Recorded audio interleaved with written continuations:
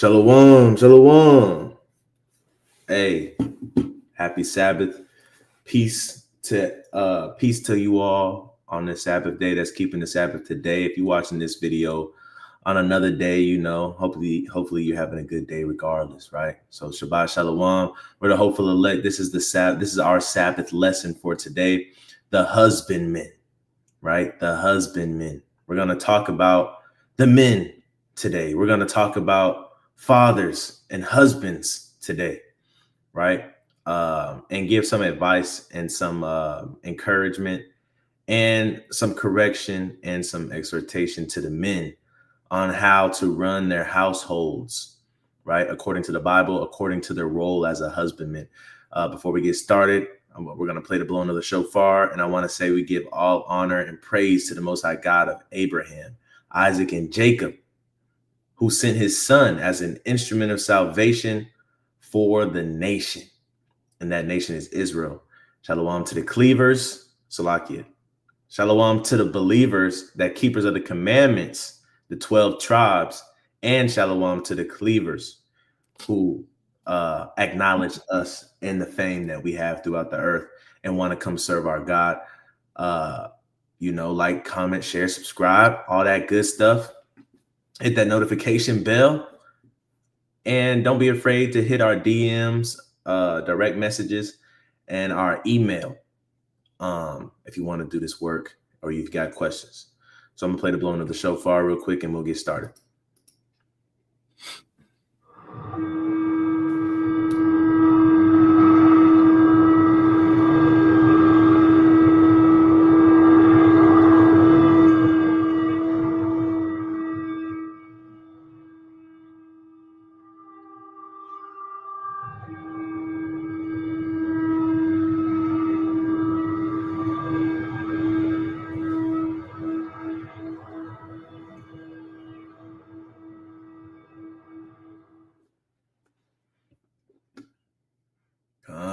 So let me go to Google real quick. Want to go to the word husbandman, because I didn't say husband. I didn't say the husband. I said the husbandman, right? So let me go to husbandman. Let's get the definition of that real quick.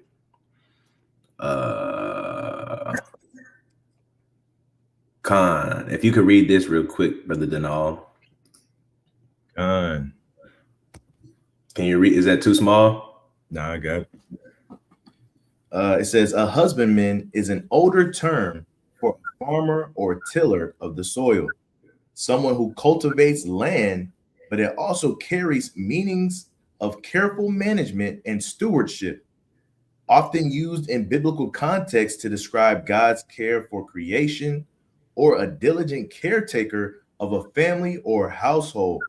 The word comes from householder and implies a master or manager, not just a married man, referring to the careful tending of something valuable like land or family.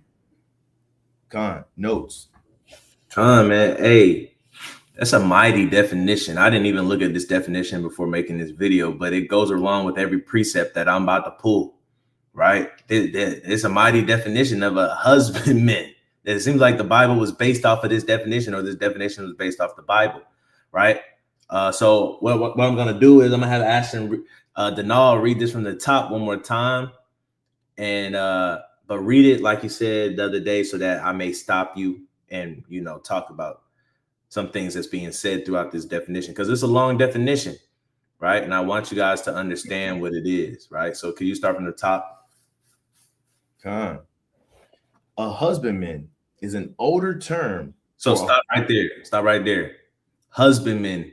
The root word for husbandman is husband, right?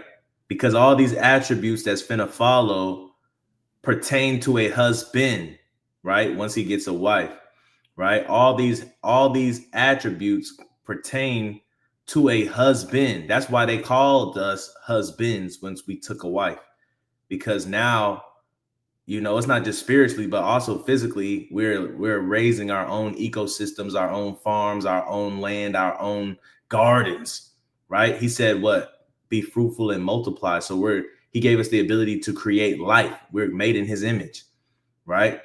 So husbandman, root word is husband. Keep going. Con, or tiller of the soil, someone who cultivates land. Right. So we're gonna get that word cultivate too, but for lack of for sake of time right now, to get through this definition, cultivate, right? We can go with that word, right? Goes with the word culture, right? So when you cultivate land, you want to make a ecosystem or a good culture for that land to keep producing, right? You want to cultivate, and cultivation is pretty much making sure that you're on a repetitive cycle. That means you know what you're gonna get every year. You know how to sustain the land. You know when the land needs rest. You know when to you got to cultivate the land. You got to make sure the land is ready for harvesting. You can't just go out and buy land and expect strawberries to grow. No, you got to fertilize, you got to water, you got to plant certain types of grass, you got to irrigate and get, you got to pesticide, you got to do all of that stuff. You got to put fences up so deer can't get to the strawberries. You got to do all that. You got to cultivate the land, right? Keep going. Con, but it also carries meanings of careful management and stewardship. All right, so stop right there. As husbands, as men, you have to manage and be stewards, right? You have to manage and be stewards, right, of your families. Working blue collar jobs, you may have a steward, right? You may have a general foreman, you may have a foreman, you may have a journeyman, an apprentice, and you may have a steward, right? If you're in a union, you'll have a position which is called a steward, and they are to pretty much look after and look over all the needs of the people, right? And to help you get to your best ability within the company, right? So you have to be able to be a steward to your family, man, and being a steward is KYP. When you play sports, especially like basketball, you have to know your personnel. Even football, as a quarterback and a point guard, you have to KYP, know your personnel. You have to be a good steward. I'm not gonna pass the ball to somebody that can't shoot for the last shot of the game, right? That's not being a good steward. I'm not setting him up, her up for success, right? And careful management. You have to know how to manage everybody on the field. You have to know how to manage everybody in your family. You have to learn how to manage the land. Okay, the cows are gonna go over here, the horses over here, the sheep are over here, the garden's gonna be over here, but these are gonna be the summer fruits and the summer vegetables, and these are the winter fruits and the winter vegetables.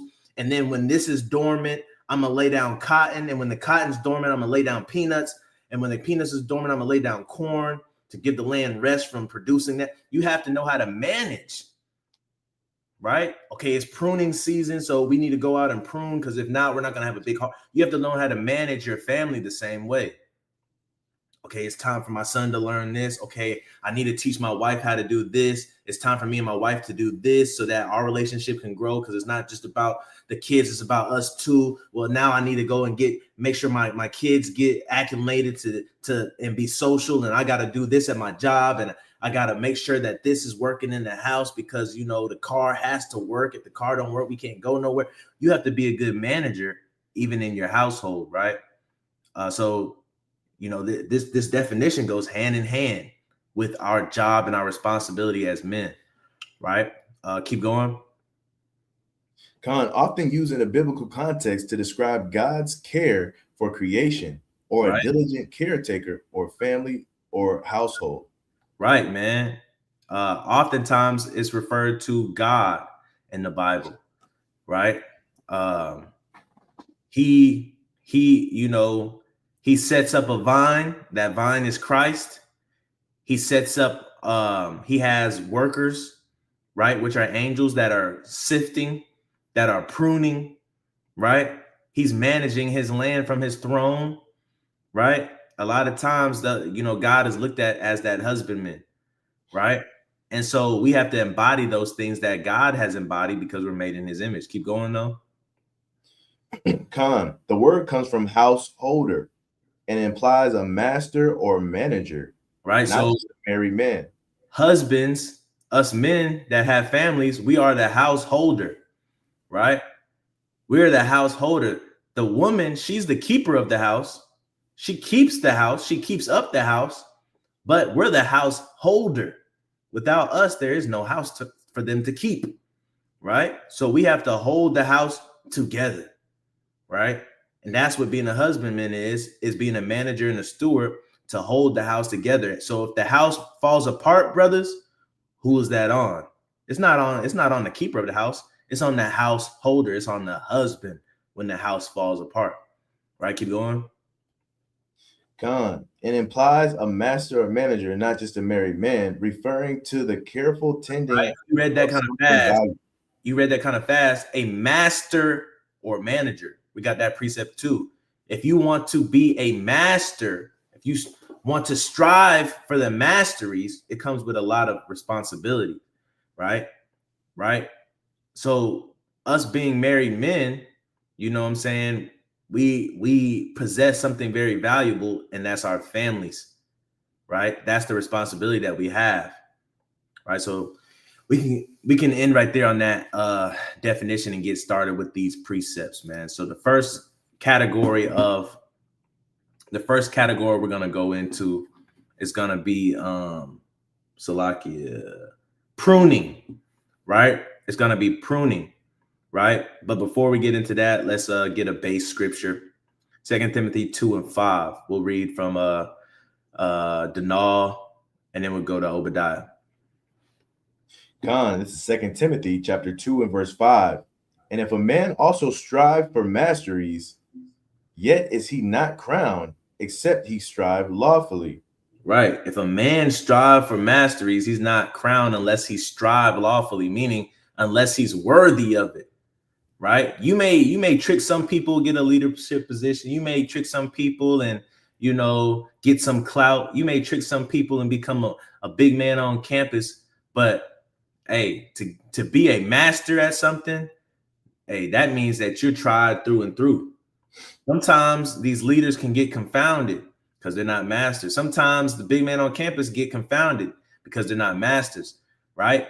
But a master is only crowned a master because he's tried. You can ask him any question, he's gonna know.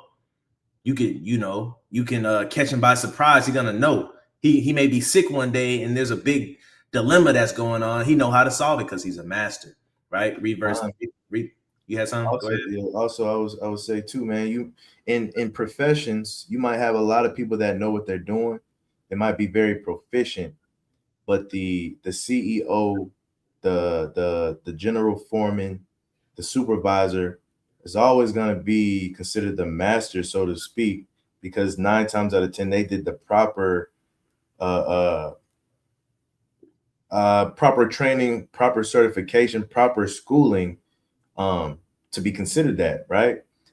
You can be the best worker, the best welder, the best painter. If you don't go through the proper things that you need to go to, you're not going to be able to become, a master, right? You'll always be a worker. You will not be crowned. You will always be at a subordinate level.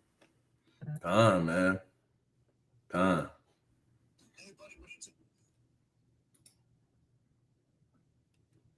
2 Timothy 2:6, right? Let's read the next verse.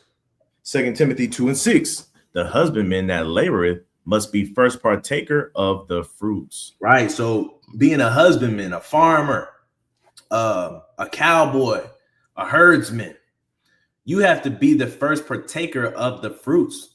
Before your harvest, before you can reap any harvest, you have to be the first partaker of these fruits. What does that mean? You have to already possess stuff like long suffering and patience, gentleness, right? You have to possess prudence. You have to possess these things. So husbands, right? A lot of times we talk about he that finds a wife. Now, it didn't say he that finds a woman and turns her into a wife. It said he that finds a wife. So she's a wife already. We're not talking about that. We're talking about you, brother. We're talking about you got to already be a husband before you start looking for a wife, before you start looking for a family. You got to first be partaker of these fruits first, these fruits of the spirit. You got to know how to utilize the fruits of the spirit to obtain a yield, to obtain a harvest, right? Because if not, you're gonna be a crappy farmer, right? If not, you're gonna, I don't know, you're not gonna get, nobody's gonna respect you if you don't have any fruits in your harvest. They're gonna be like, why he got all that land, but he got no fruits? So you should already have these things already in you. I'll say too, man. We were watching a video of some Oriental farmers on some type of show or whatever, right? And as they were harvesting, as they are harvesting, they were tasting their fruit, right?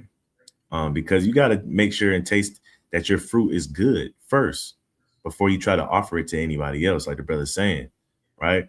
And that's a practice that people do even to the daytime. You have rows of corn or whatever, man. They trying that fruit out first, that vegetable out first before they offer it to anybody else. Just like you got to do as an actual husband, right? You got to try and test your fruit to make sure it's good enough to give to this lady or this woman that you have. Vice versa too, as women, you got to do the same thing.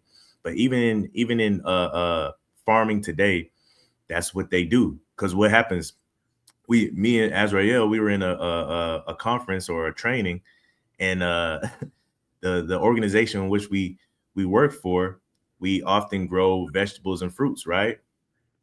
The dude that was doing the training, he was kind of crapping on our organization.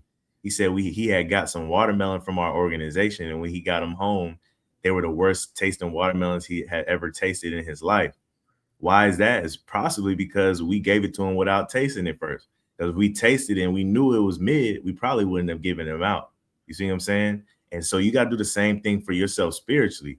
If you taste and you know you're a mid excuse for a man, don't be giving yourself out yet until you the finished product.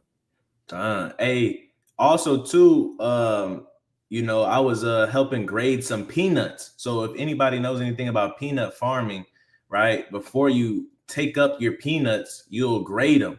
So you get a sample size of peanuts, you put them on a table, and it's color coded from like lightest to darkest. You want the peanuts to be dark, right? If they're too light, that means they're not ready for harvest. If they're in the middle, they may have some disease. And if they're dark, that means they're ready to harvest, right? And usually it's the farmer that goes to get his peanuts checked. So the farmer knows whether he should be harvesting or not. It's up to him after he gets that test done to say, you know what, I'm gonna wait a while. You know what, I need some more pesticides and some fungicides to get this right before I sell it. Oh, it's perfect. It's up to the farmer. But a bad farmer, he'll see that it's not ready, and what he'll do, sometimes what he'll do is he'll sell it anyway because he wants the money. We can't be like that. Like the brother Denal said, if you know what your sample size is and your peanuts aren't ready, brother, hey, be patient. Be patient. We got some scriptures on being patient as well. That's part of the fruits of the spirit, right? Man. So let's get the next precept. John 15:1. You on mute, King? John chapter 15 and verse 1. I am the true vine, and my Father is the husbandman. Right. I am the true vine, and my Father is the husbandman. Right. Talking about Christ. So once again, man, this is letting us know. Shout out to the brother Isaiah for his for the 2 videos that he's done recently. This is letting you know, hey, the husbandman can't be the vine. There's 2 different entities, 2 different things, right? The husbandman controls the vine. The husbandman planted the vine, right? So, Christ is saying he's the vine and his Father, the Most High, is the husbandman, right? So what we're finna go into right now is pruning, right? A husbandman must know when and how to prune, right? Let's get verse 2. Verse 2. Every branch in me that beareth not fruit, he taketh away. And every branch that beareth fruit, he purgeth it, that it may bring forth more fruit. Right? So, red letters.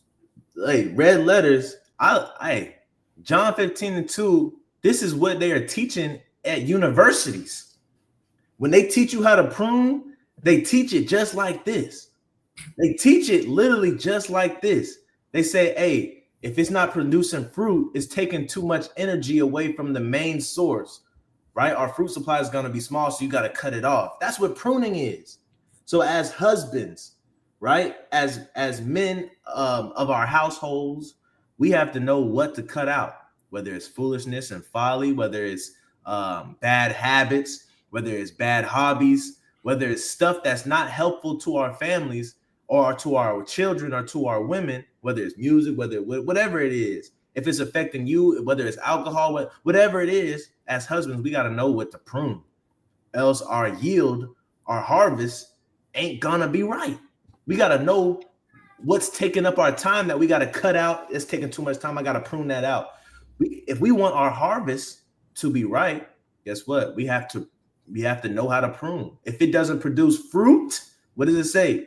Right? Every branch in me that beareth not fruit, he says, in me. This is Christ talking about. He said, every branch in me. So yeah, you can be in Christ, brother. But if you're not sure, because that's the number one thing that Christianity loves to say is we're all in Christ. Aren't we in Christ? Ain't I your brother in Christ? He said, every branch in me, you may be in him, but you bear no fruit. You don't keep his commandments. You don't keep his laws and statutes. Right? So with that being said, even with us in our family, everything that's in us is not always good. God didn't put us on this earth to stay the same. He wants everything that's inside of us to be purged out, to be pruned out as well, or else we'll never grow as people. We'll never grow. Right? So pruning as a man is very necessary. Pruning, the things that that you should not be doing, that you're doing because of your pride, the things that you're doing because you want to prove something to somebody, right? It's men, women alike too, because women take on some stuff they shouldn't be taking on too. But men, it starts with you. When your woman sees that you put down folly and foolishness and fun because you looking at the better, she sees that you're denying what you really want to do for the betterment of the family. Guess what? She's going to start denying what she wants to do for the betterment of the family. Right? So you're the example. You're the householder. Go ahead, Obadiah. Man, it's always purging season, not just around Passover. When Passover comes, that's when people say, you had to purge at the leaven, but that's every day. Especially the Most High, as the men, as the providers, as the leaders of the household, we get purged out in different ways. Different ways. If the Most High God points something to you within yourself that you struggle with, don't ignore it. He pointing that out so you can purge whatever you're struggling with out, to better yourself as a man. So it's just signs and different things he showed, but a lot of people like to ignore those things and then wait to Passover and then be like, okay, now it's time for you to purge out. But you should have been doing that all year round. Come on, man. Also another tact of pruning is burning, right? Sometimes you have a whole field and you burn the whole field. What? To get a better harvest, because burning the field adds nitrogen and phosphate and all these other molecules to the fertilizer, and you'll get a better yield that way. So sometimes that hurts. Sometimes you get burnt up in the pruning process, in the purging process, right? Let's get this next precept, man. Isaiah 18:5. The book of Isaiah, chapter 18 and verse 5. For the harvest, when the bud is perfect and the sour grape is ripening in the flower, he shall both cut off the sprigs with pruning hooks and take away and cut down the branches. Right, man. So if you guys know anything about harvesting grapes in a vineyard, it says before, that's what it says, before the harvest, before you are ready to eat the fruits of your labor, when the bud is perfect, right? The bud is the little nodes on the stem, and the sour grape is ripening in the flower, meaning that the grape has not showed its head yet. It just looks like a flower, right? So before all of that, when the grape hasn't even shown yet, it says he shall both cut off the sprigs with the pruning hooks. You got to prune it, right? What does pruning look like to grapes? You'll cut the stems so that, because I'm going to give y'all a quick little lesson. And I think I did a video on this before, but when you are pruning for fruit, you want the fruit to be big. So if you ever seen a big apple or a big peach, right, or a big orange, big grapes, it's because they did a good job pruning. So what happens is all the energy from the root of the tree goes up through the stems, right? And that energy goes either into the fruit or it goes into the flower. The flower are the leaves, right? So what you do during pruning is when it's about time for harvest, you cut leaves and you cut some of the ends of the stem so that the energy doesn't go into those, it goes straight into the fruit. And now the fruit can get big. But if you don't prune, all your energy is going into wasted areas. Nobody's planting grapes to have big grape flowers. Nobody's planting grapes to have big stems. You want big grapes, right? And so just like that with our family, we got to know how to prune so that we're not spending enough energy in the wrong places. You spend energy in the wrong places, right? You're not going to have the harvest that you want. You're not going to have the fruit that you want. You're not going to have the wife that you want. You're not going to have the kids that you want. You're not going to have the job that you want if you spending energy in the wrong places.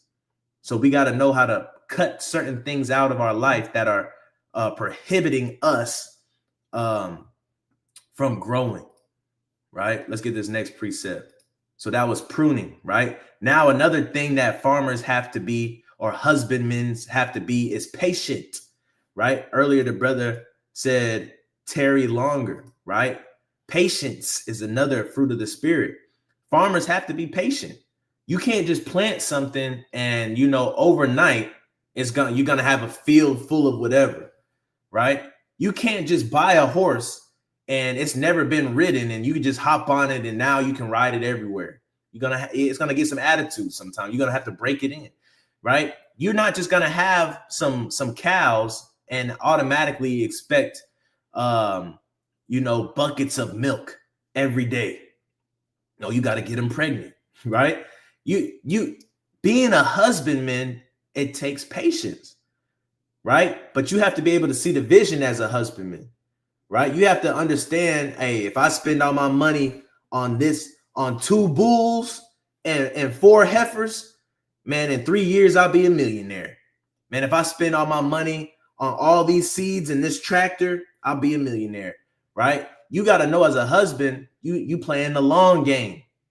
So you have to set yourself up for success in your family the same way. You have to be patient enough to plant seeds. You have to be patient enough to cultivate, to make an environment to where, you know, everybody can thrive. You got to be patient enough to know that, hey, I'm young. I'm a young husband right now. But when I'm an old husband and I have grandkids, it'll be like clockwork because I have made an ecosystem. I've cultivated the land enough to where everything will be running smooth. I know when it's pruning season. I know when it's pruning. I could tell the workers when to prune. I know when it's harvest season to reap the harvest and enjoy the harvest that we planted. I know when it's dormant, right? And, you know, things are going to slow down and everything get a little cold because everything's not going to always be sunny. I know when it's rainy, what to do. I know that to look in the beauty behind the rain and not get depressed and not run away from my problems. But I know that the rain is going to give me water so that I can grow. So these are the things you have to know being a husbandman, right? That, you know, this is life. We're playing the game of life and you got to be patient. So let's read this real quick. James 5:7. James 5:7. Be patient, therefore, brethren, unto the coming of the Lord. Behold, the husbandman waiteth for the precious fruit of the earth. He hath long patience for it until he receive the early and latter rain. Right. Be patient. The husbandman, the example that was given by James was even the husbandman is patient for the fruit. He knows that the fruit, you know, take time to come up out of the earth, but he knows it's coming out of the earth.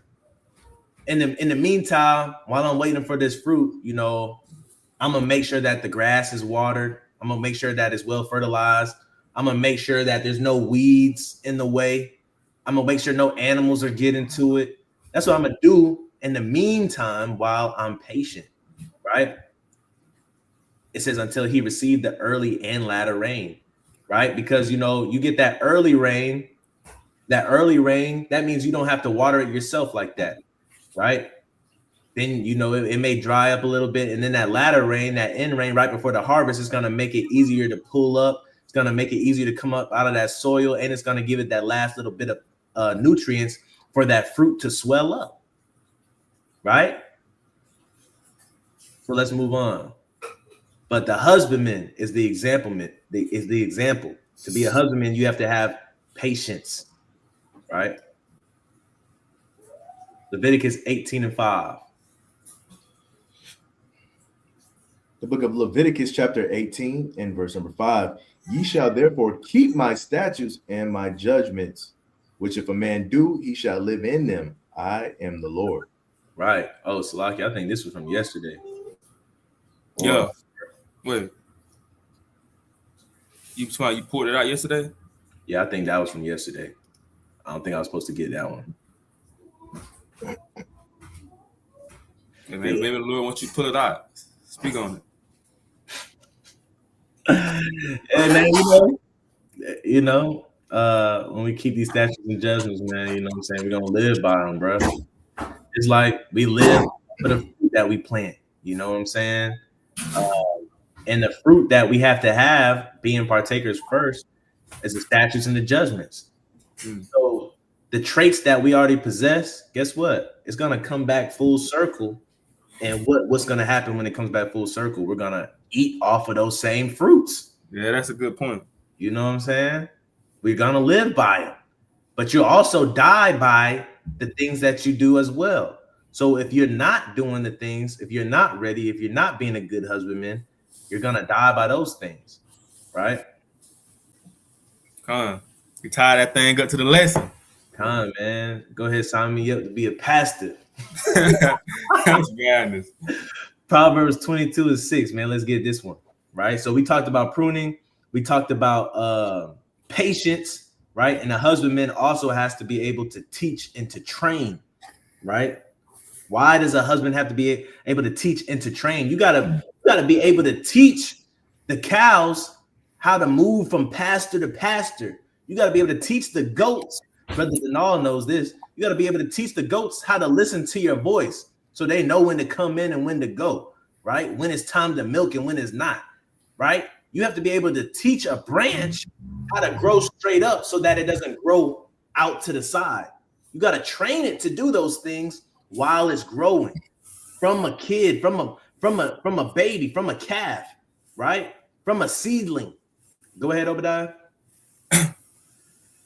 Con, man, I know I don't really know too much about being a shepherd, but I know I heard stories of sometimes it's a hard job, man, dealing with sheep and goats and animals and things like that that's kind of rebellious.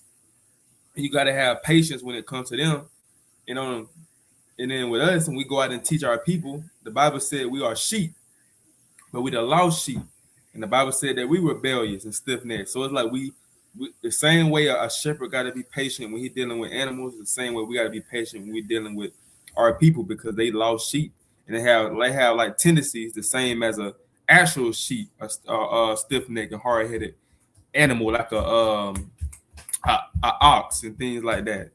Yeah, man. Dealing with animals, livestock in general, even if you get them trained up perfectly, right? The Bible talks about being stiff-necked and whatnot, and the brother's spot on about that, because there's always going to be one that is stubborn and stiff-necked. You can have a flock of 50, right? And get all 49 of them to do what you want them to do. Is always going to be that one that's stiff-necked, though. You know what I'm saying? And so just to go along with Brother Obadiah's point, it goes into our people, man. That's how our people kind of operate too, but kind of in the in the reverse, right? So like with livestock, you might get 49 to come on in, but that one be stiff-necked. It'd be kind of the opposite with us as lost sheep, right? You get one to come on in, and the 49 are being stiff-necked. Come on, man. So from both angles, from a livestock angle and from a horticulture plant science angle, you got to train it up. You got to teach it right? You gotta teach it. Just like you have some stubborn animals, you have some stubborn plants. Be like, man, this plant just don't want to grow right. These weeds just keep growing back. I gotta keep cutting these weeds out.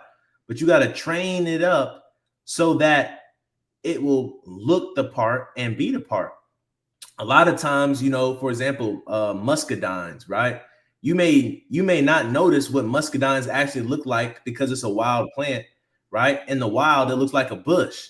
But if you go to a muscadine vineyard, it looks all neat and pretty, and they grow up tall to the little trellis, and then they grow out, and it's rows of muscadine, but they look like a bush, right? If you're in the wild, because they weren't trained, right? Same thing with animals. Some people can go outside, they have a bucket full of feed, shake the bucket of feed, and here come all the animals.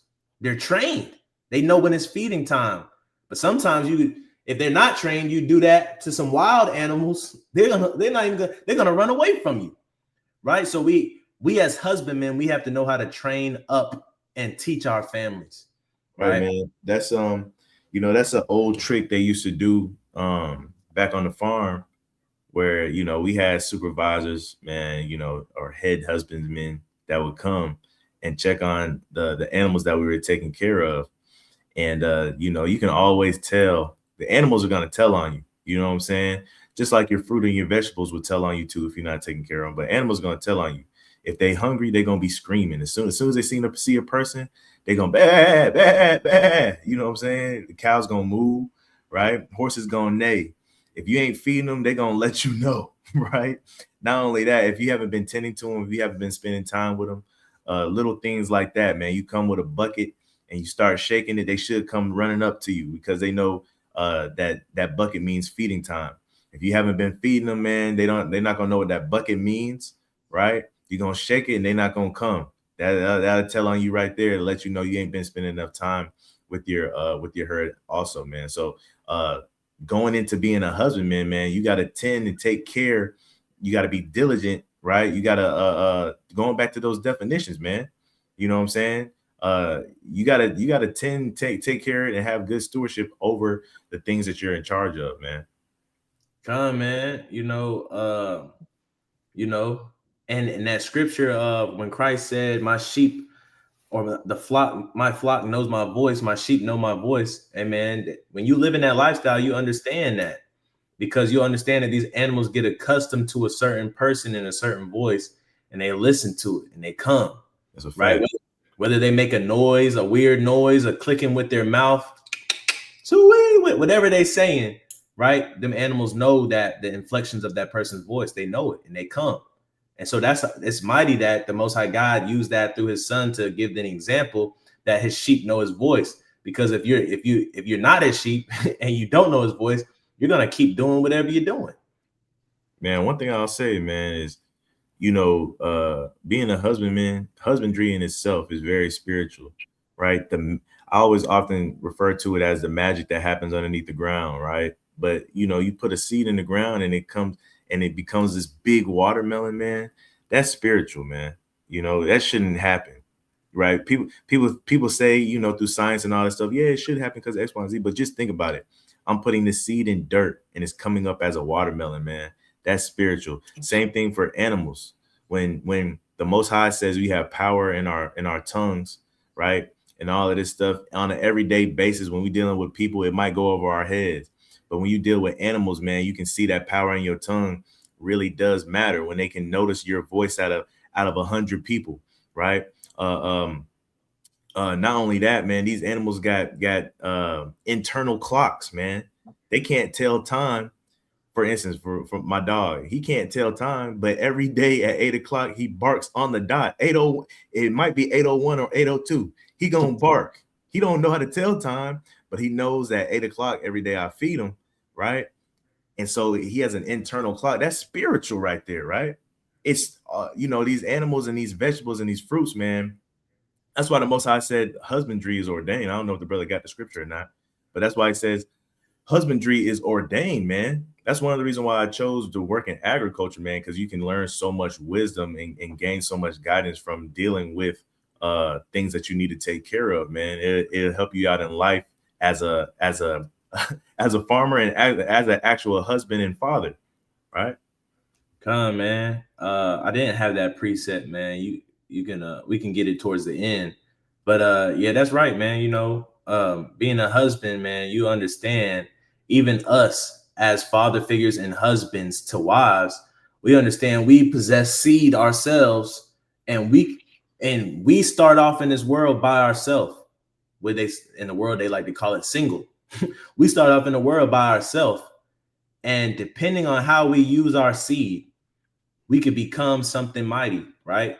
For example, you know, we always talking about uh Deion Sanders and all of his kids and all of his success, right? He was a single person when he was 5 years old. It was a single little boy. Now look at him and what his seed has become as a husband, as we know, you know, but look what his seed has become, right? Right, Because man, that's great. That's a great point. even though his spousal situation ain't all the way there, we know that he does right by the people that's around him, you know, whether they have disagreements or not. But my point is this: as husbands, we have the power to make our households whatever we want them to be. But it's up to us to do that. It's up for us to turn us, one single person, into a unit, getting a wife or wives, right? Getting a wife. And then from that wife, it's up to us to have seed and to grow that seed into a beautiful family. And it's up to us to grow that family into something uplifting to the Most High, to train them up that way, to teach them up that way. It's up to the husband to do that. And it's also up to the husband to prevent anything bad from happening. Like we said earlier, if you got to put up a fence around your harvest, around your garden, so deer can't get to it, got to put up that fence of defense. You got to put that defense up, right? If you got a lot of weeds in your family, you got to learn how to weed them out. You got to learn how to prune. You got to learn all these things as a husband, right? To make sure that your family grows into a beautiful harvest. We have that power to do that. We got the power to have dominion over the animals, which we have the power to have dominion over our children, right? And to make sure that they're doing the things they're supposed to be doing, right? You could, like the brother Denal said, you can always tell when somebody is a good farmer, right, to their animals, because their animals are going to listen. Their animals aren't going to be screaming all the time. They're going to be well fed, well watered. But you can always pull up to a farm and know when somebody is a bad farmer.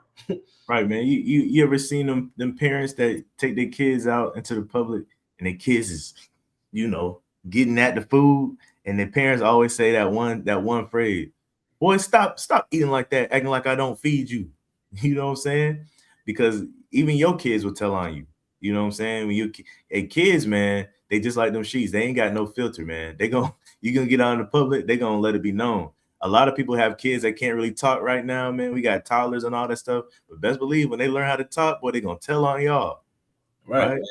And so, and the thing is too, even when it comes to having pets, like household dogs and stuff like that, you got to train them up, right? So that they do what they're supposed to do. You don't want your dog supposed to be defending your house and he's making friends with the enemy, right?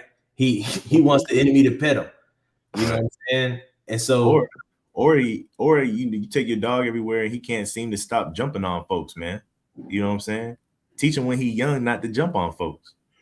Go ahead, Obadiah. You on mute. Kind of like on next Friday, man, with Chico. When Daddy and them, they jumped the fence.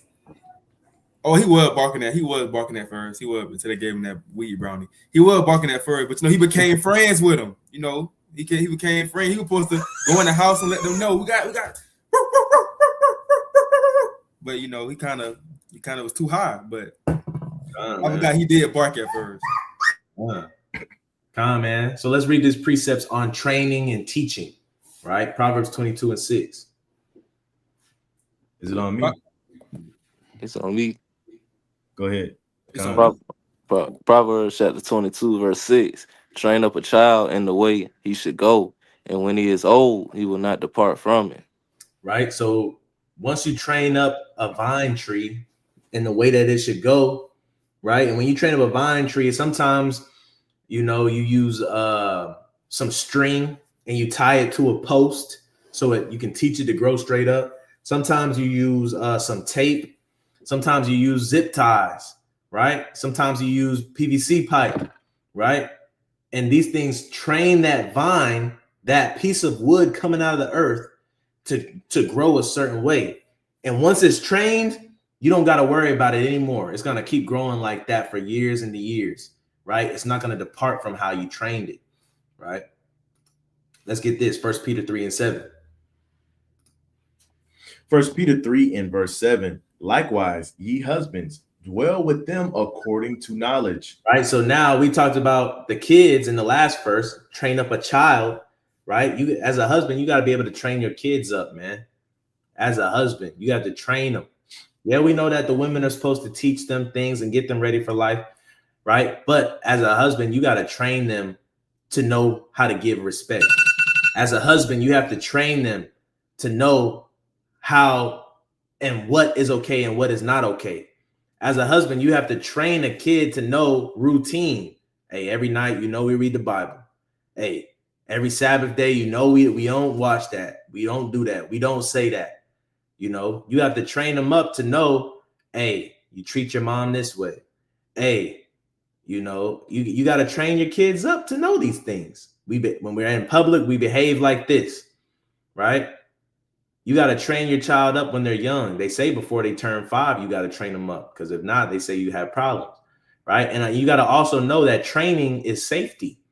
Teaching is safety, right? It's safety, right? Meaning they feel a sense of safety, whether they disagree and throw tantrums with everything. They feel a sense of safety within training, right? So don't think, if I get stern with my son or my daughter, she's not gonna love me no more. Guess what? They're just like dogs.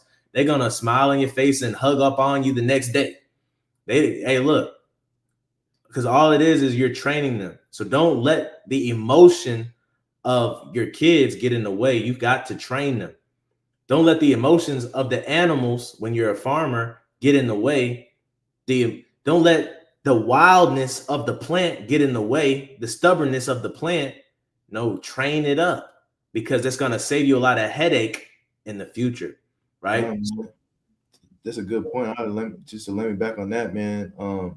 That's a good point that you guys got to digest, is take advantage of the unconditional time that you have right here, right? When your kids are a certain age, there's a time where their love is unconditional, right? Like puppies and stuff like that, right? Before they become older and get a better sense of the world.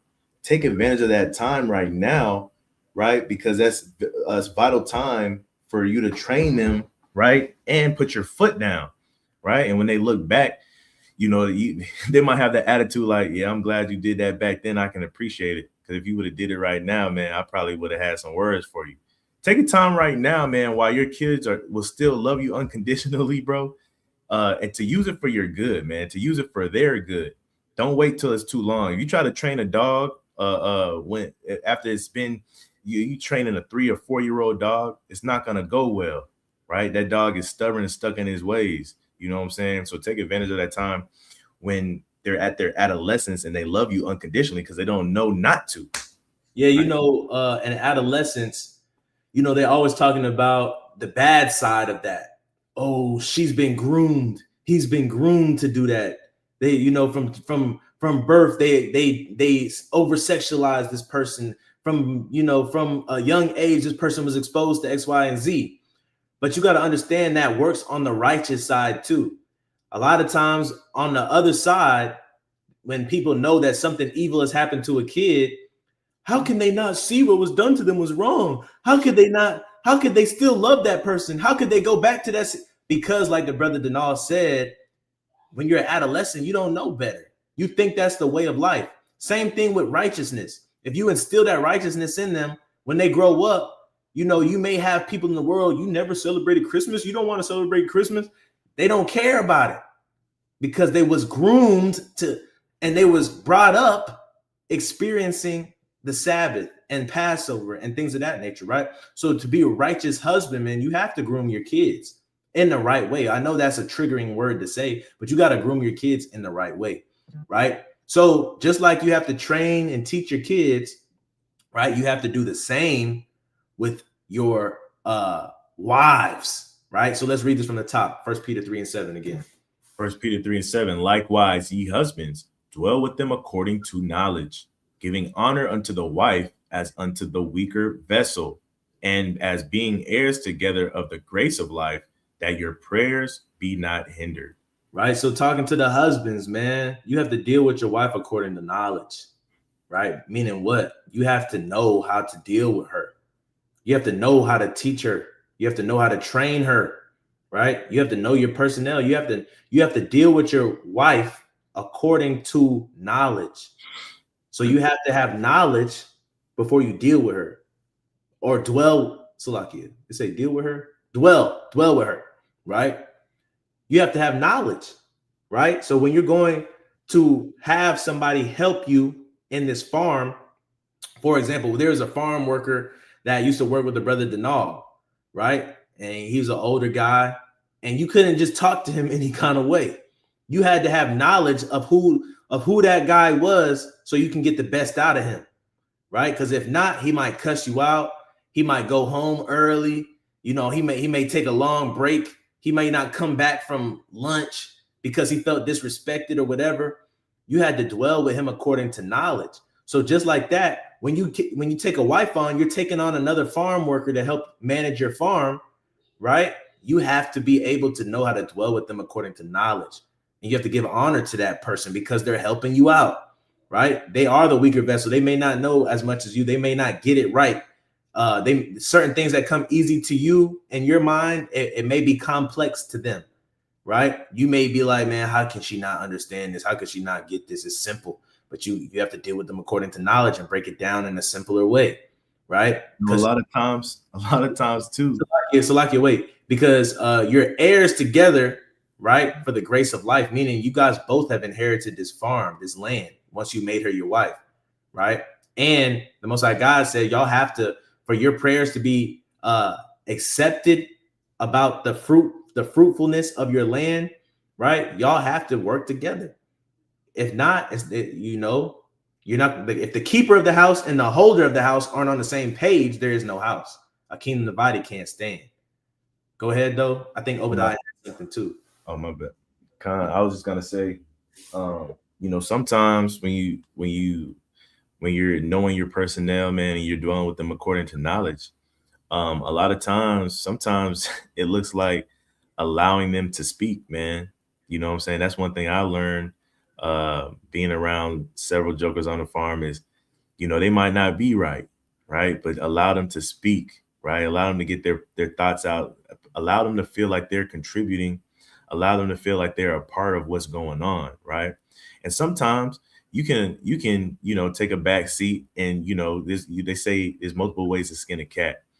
Sometimes you can take a back seat, and instead of doing it your way or what way you perceive to be best, you can try it their way. And then we've had talks about this before.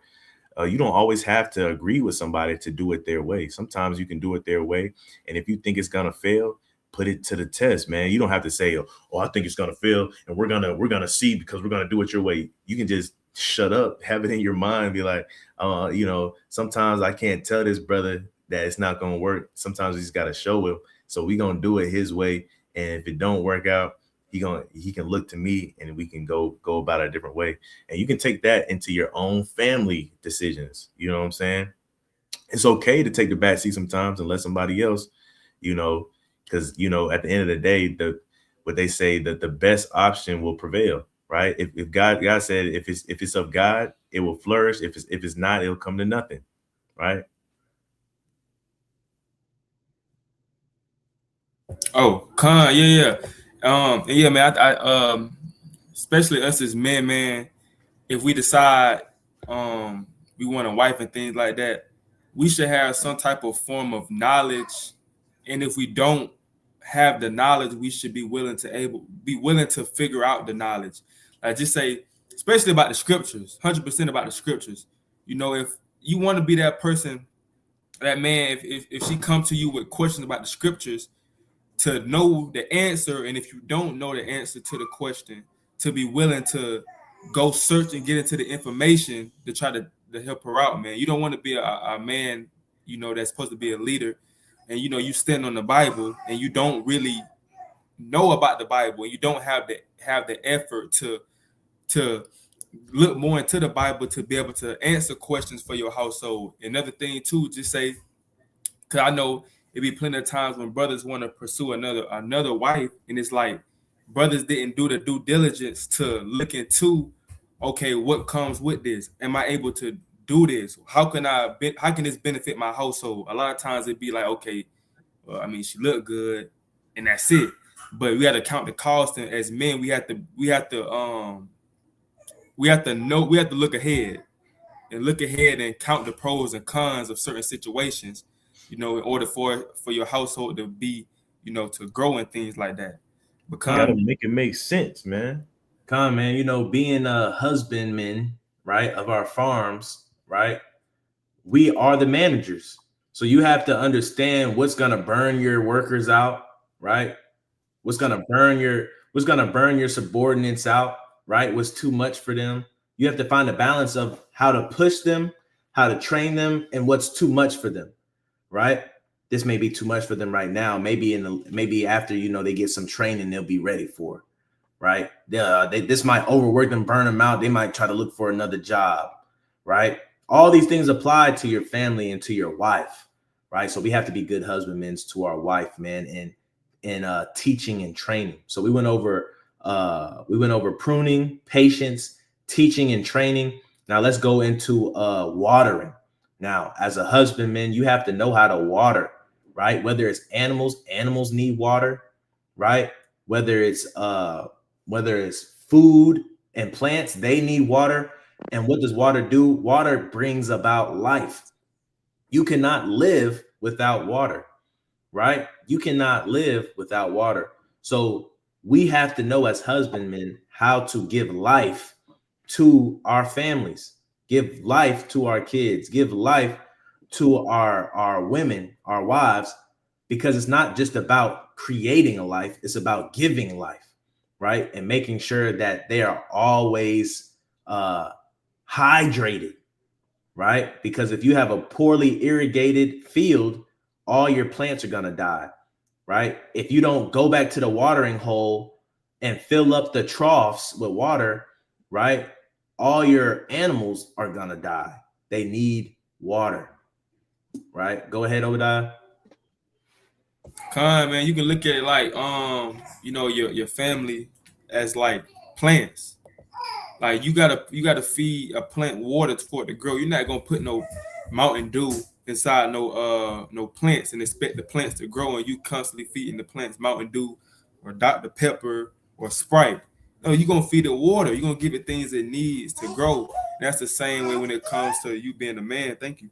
When it comes to you being us being men, we have to know what to feed our families in order for it to grow, and what not to feed them, what not to give them.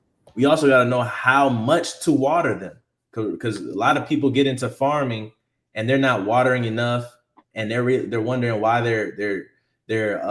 why their harvest is not growing, and harvest time is here, but they don't have any fruits to show for it. They're not watering enough. Then you have some people that water too much and they end up killing the plant because they've overwatered, right? So you have to find that balance as a manager, as a husband, on how to water your family, man.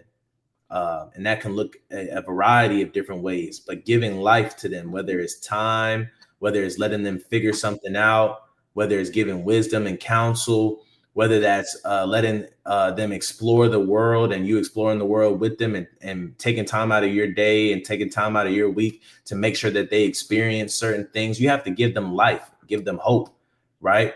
You have to make sure that they are, you know, growing, right? And they're living, right? And they're not just depressed all the time. They're not ever, you know, living a bad life, you got to make sure that your wife and your kids, man, have water, right? Because you want them to be able to grow and to be beautiful, right? A lot of times when you lack water in harvesting, you'll see it in the animal or you'll see it in the fruit. It looks dry and withered, right? So let's get this, Exodus 2:19. Exodus chapter 2 and verse 19. And they said, an Egyptian delivered us out of the hand of the shepherds, and also drew water enough for us in a water flock. And watered, my bad, it's like, and watered the flock. Con, man. So these are Jethro's daughters, I believe. And when they came to Reuel, the father, I believe it's the king of I think it was Jethro, king of I don't know. I forgot. But they're talking about Moses, right? So Moses, he was the husbandman at that watering well, and he helped them, the daughters, and he watered their flock, right? So as husbandmen, we got to be able to water our flocks, man. We have to be able to give our camels water, right? When you read the story of Abraham's servant that went to go get a wife for Isaac, right? When he stopped, and that the lady there, she watered his camels, right? We have to be able to water our flocks, and as husbandmen, we have to be able to water other people, right? We have to be able to water other husbands, right? We have to be able to water the sheep, the lost sheep as well, do the work of the Lord, right? We have to be able to water a flock, because the Most High God watered us in the wilderness. The Most High God gave us living water, right? The Most High God baptized us in water and spiritual water. The Most High God made sure that we had water, so we have to do the same thing. And what does water do? It gives life, right? It gives life, right? So let's move on. 1 Timothy 5:8. It's the book of 1 Timothy chapter 5, starting at verse 8. I'm gonna stop it right here. So we talked about water. Now we're gonna talk about fertilizing, right? Now, as a farmer, as a husbandman, you have to be able to fertilize your ground. Fertilizing adds the nutrients. It adds all the vitamins and all the things that your produce and your harvest are gonna need. You know, you have to be able to. So you have something like water that gives life, and fertilization is going to sustain that life. You have to make sure that you have the necessary things in your household to sustain life. You got to make sure that everybody in your household is healthy. You got to make sure everybody in your household is mentally sharp, right? Not dumb, not ignorant. You have to make sure that the fertilization in your household is going to sustain everybody in that household. You have to do your job as well and make sure that you're providing an environment so that everybody can sustain, that you guys can keep bringing in food. You can keep bringing in water. You can keep bringing in clothes. You can keep bringing in things to help you stay up to date with society, whether that be a laptop, computer, or TV, or whatever, something you can keep track with the news or whatever, right? You have to be able to do those things, right? To have the fertilization in your house, to make sure that your house, right? The fertilization in your house is fertilized, right? So read that again from 1 Timothy 5:8. It's the book of 1 Timothy chapter 5 and verse 8. But if any provide not for his own, and especially for those of his own house, he have denied the faith and is worse than an infidel. Right? You got to be able to provide, man. And that's all fertilization is doing, is providing a place that's healthy enough for that fruit to grow, right? You got to, even for animals, right? A lot of people don't know, when you buy a field to put animals in, you have to fertilize that field so that they're eating grass, right? That is healthy, right? That has nutrients in it that will help them to grow, because they don't eat meat, right? They get their muscular strength and all their fat sources from the grass, right? So, you know, fertilization goes a long way. And also we know that, you know, the Most High God causes our women to be fertile, right?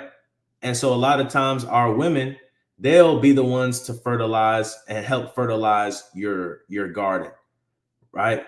they'll be the ones getting their hands dirty a lot of times to help you fertilize your garden, right? And they're the ones that's kind of nurturing, sustaining that life that you guys have brought forth in your kids, right?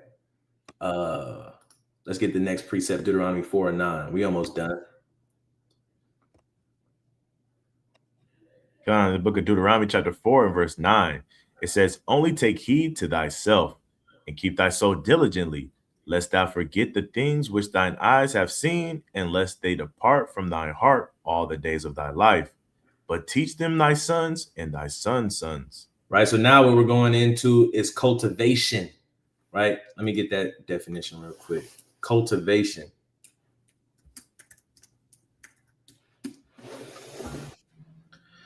Right. Can you read this real quick? Cultivation, the action of cultivating land or the state of being cultivated, Right. growing, raising, rearing, the Right. process of trying to acquire or develop a quality or skill. Right. So the process of trying to develop a quality, growing, raising, rearing, right? If you go down, I think that's the point. Improvement, bettering, education. Right. Improving, bettering, education. Right. So when you're cultivating land, you're improving the land. When you cultivate land, you're growing the land, you're bettering the land. Right. So as husbandmen, we have to be able to cultivate. Right. We have to be able to better. Every year you should find something to better your family in, to better your spouse in, to better your kids in. Every year you should be adding, you should be rearing, you should be growing, you should be educating. Right. That's why it says at the end, but teach them thy sons and thy sons' sons. Right. Education. Right. So that's why I pulled this precept, is because we're supposed to be cultivating, right? Building a culture that is repetitive. And the only way we do that is to instill these things in our family and to groom them, right? Because it says that if we do these things so that nobody in our households will depart, right? We don't want anybody in our households to depart. We're supposed to keep these things diligent, right? And you have to be very diligent when it comes to farming and cultivating and husbandry. You have to be very diligent. You have to, every single day, there's a task to be done, whether it's hard, whether it's a short task, but every day there's something to be done, right? Let's get this last precept. We're going to read Deuteronomy 6, 7, and I think 8 and 9. I'm not sure. We'll see. Deuteronomy 6 and 7. Yeah. All right, Deuteronomy 6, 7. Thou shalt teach them diligently unto thy children, and shalt talk of them when thou sittest in thy house, and when thou walkest by the way, and when thou liest down, and when thou risest up. Right, man. So we have to cultivate our families, man. We have to educate them. We have to take the time to educate them and to make a culture that is normal, right? Everybody knows that farming is hard work, but that culture of farming and hard work is normal to farmers, right? It may be hard work to an outsider, right? But everybody within that farming system, it's everyday life for them. It's not hard work. It's just a way of life, right? Let's read verse 8. 8, verse 8. And thou shalt bind them up for a sign upon thy hand, and they shall be as frontlets between thy eyes. Right. So they're going to be to you in your mind, right? Once you cultivate it and once it's bettered, right? And once you make a system that's on repeat, right? It's not going to leave. Then they're going to start families and they're going to be extension of your farm, right? Now you got a farm over here. Now you got a farm over here. Guess what? That's, even though those are your kids' farm, that's still your farm too, because you're the one that helped cultivate those farms, right? Verse 9. Verse 9. And thou shalt write them upon the posts of thy house and on thy gates. Right. And so, you know, the mezuzahs and stuff that we have, you know what I'm saying, on our houses, right? But spiritually, this is saying that each of our houses, right, is going to be stamped, right? We're going to be stamped and we're going to have a creed. We're going to have a mission statement, right? And this is going to be a way of life for us, right?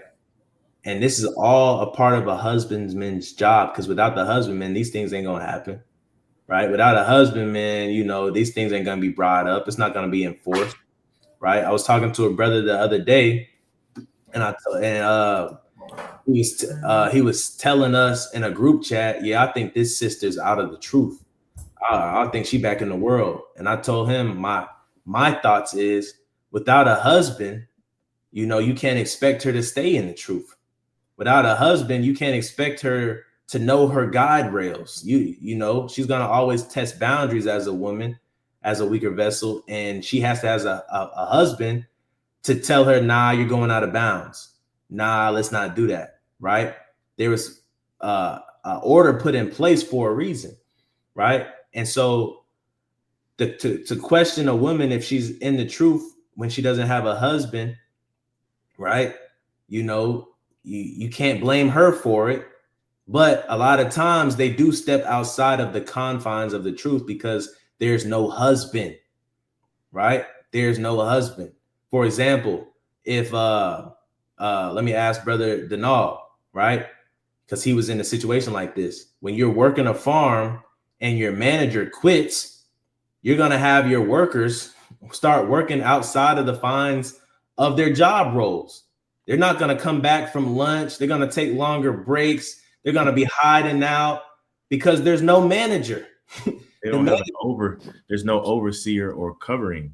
Right. There's no husbandman to keep them on track and say, hey, you're going out of bounds. Hey, you can't do that. They're going to keep pushing the limits. Right. So just like that, right? Your family, your kids, your wives, they need you as a husband to be that way. You know what I'm saying? And that's the importance of being a husband, to prune, to have patience, to teach and to train, to water, to fertilize, and to cultivate. We're husbands, and we have to start acting the part, man, so that our families can grow into beautiful gardens, right? So that's all I have for today, man. The Sabbath lesson. Hopefully that edified somebody. Like, comment, share, subscribe. And without further ado, we say Shabbat Shalom, man. We're the hopeful elect. And Khan, we can read this precept to close it out. Khan, man, I just wanted to bring this up, man, just in case you guys didn't know this precept. It's in the Apocrypha, it's in the book of Sirach or Ecclesiasticus. It says, hate not laborious work. Put a pin in that, man, because I might do a whole lesson on hating not laborious work. Neither husbandry, which the Most High has ordained. He ordained both of them. And it's for specific reasons, man, because you can see different elements of life in both laborious work and husbandry. Today we went over husbandry, which is an awesome dynamic for anybody to pick up and understand. And I would encourage everybody to get into some level of husbandry, whether that be at your home garden, whether that be working on a farm, whatever. Get into some level of husbandry. I think in a previous level, man, I was telling young men to get puppies, man, to start learning how to lead something, right?